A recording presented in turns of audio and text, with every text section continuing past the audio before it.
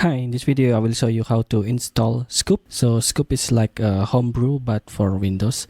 To do that, first open the Scoop website, which is scoop.sh, and then copy this installer script. Then open your terminal and paste the script. Just paste anyway. Then press enter.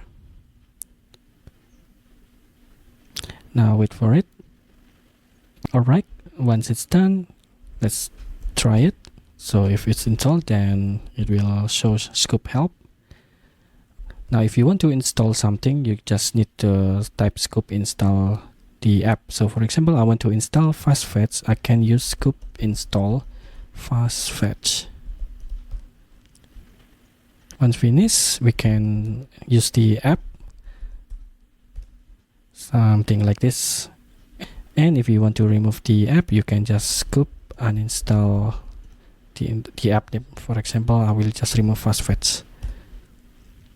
Okay, and then if you want to update everything, you can just type Scoop update star. Alright, I think that's it. Thank you for watching and see you next time.